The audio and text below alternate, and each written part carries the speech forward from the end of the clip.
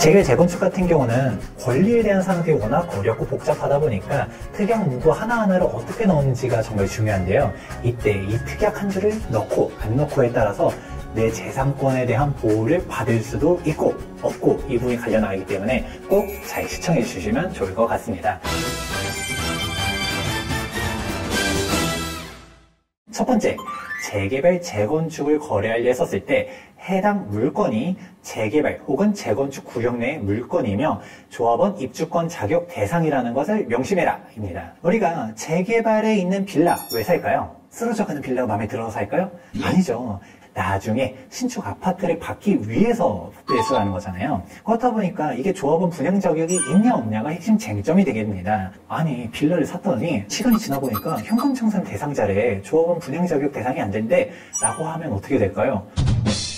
아니 그럼 그렇게 내가 비싸게 살 이유가 전혀 없어지는 거잖아요. 그래서 그때 가가지고 법적으로 싸우려고 했더니 매도자는 이러는 거죠. 나 그냥 빌라 판다라고 했고 너가 그 가격에 산다 했으니까 판 것뿐이야. 그리고 중개사는 이러는 거죠. 나도 그냥 중개를 했었을 뿐인데 이게 입주권이 나온단 말은 한마디도 안 했는데 라고 하면 이제 매수자만 갑자기 붕 떠버리는 거죠. 그럼 소송으로 붙어서 이거를 입증해야 되는데 그게 정말 어렵습니다. 이렇게 사고가 터지고서 변호사님을 찾아가면 정말 힘들어요. 그 변호사님들이 항상 가장 강조하는 부분 중 하나가 이 문구 하나가 있는 게 가장 중요해요. 이게 재개발 구역 내고 그리고 분양 자격이 있다. 이 한마디를 넣냐 안 넣느냐가 핵심이다 보니까 가장 중요하고요. 여기서 재개발 같은 경우는 입주권 여부가 너무 복잡하잖아요. 그러면 재건축은 입주권이 보통 깔끔하다 보니까 재건축은 괜찮은 거 아니에요? 라고 물어볼 수 있지만 재건축 같은 경우는 조합원 지위양도 금지 규정이 어마어마하게 강력하거든요. 투기거래지구의 재건축 같은 경우는 우리 333 있어요. 조합 설립 인가로부터 3년 동안 사업시행가 신청 안 한다든가, 사업시 인가로부터 3년 동안 착공을 안 한다든가, 착공으로부터 3년 동안 준공을 안 한다든가 이런 요건들을 미충족했다라고 하면 애초에 전매가 안 돼요.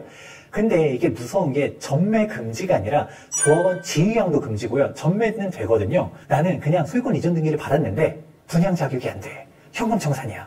그럼 이것도 또 문제잖아요. 그렇기 때문에 어디 아파트 재건축 입주권을 매매 계약한다 라는 이 한 문구가 꼭 중요하다는 것이죠. 그렇기 때문에 이런 부분들을 잘 알아두셔야 되는 게 첫 번째. 그럼 두 번째는 무엇이냐? 본 재개발 혹은 재건축 구역 내 다물권자가 아님을 확답하며 혹은 다물권자라 하더라도 보유하고 있는 물건의 분양 신청을 하지 않고 분양 신청 권한은 지금 매수하는 물건에 있다라는 것을 명시하셔야 됩니다. 왜냐? 재개발, 재건축 같은 경우는 원칙적으로 분양 신청은 하나밖에 못합니다. 물론 1+1이라든지 뭐 다른 개념들도 있긴 하지만 원칙적으로는 하나밖에 분양권이 나오지 않는다라는 것을 기억해 두셔야 되는데요. 그러면 매도자가 동일 구역 내에 하나의 물건이 아니라 두 개가 있다.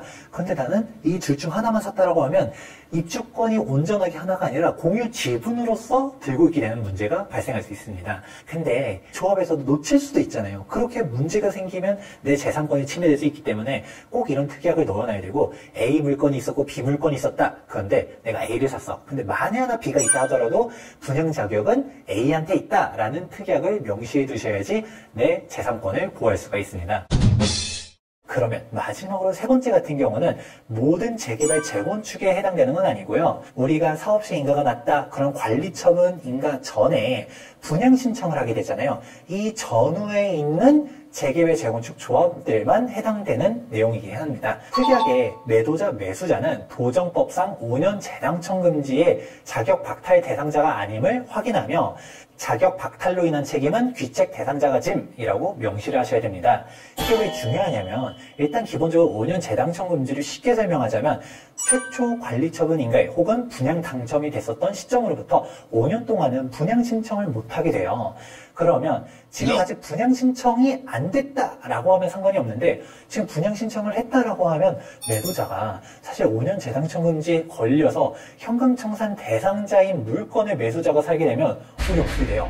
분양 자격이 안 나오잖아요. 이런 문제점이 나타날 수 있고요. 매도자는 멀쩡한 물건을 넘겼는데 매수자가 자격 박탈 대상자예요. 그래 놓고서 매수자가 매도자한테 막 이상한 소리 하면서 따질 수도 있잖아요. 그렇기 때문에 이런 특약들을 넣어놔야지 매도자 혹은 매수자가 자격 보호를 받을 수가 있습니다.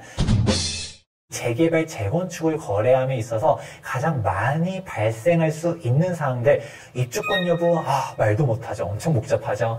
다물권자 체크, 이것도 사실 깊게 들어가면 정말 어려워요. 그리고 마지막 5년 재당첨 금지, 이것도 만만치 않습니다. 하나 설명하려고 하면 다 어려운 사항들이지만 일단 내가 이거를 다 공부하면서 계약을 할 수는 없잖아요.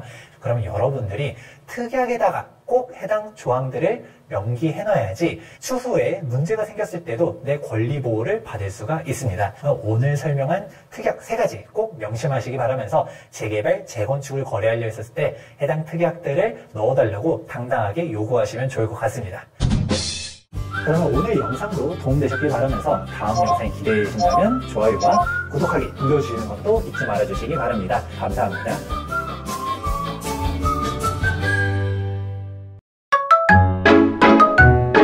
Chai TV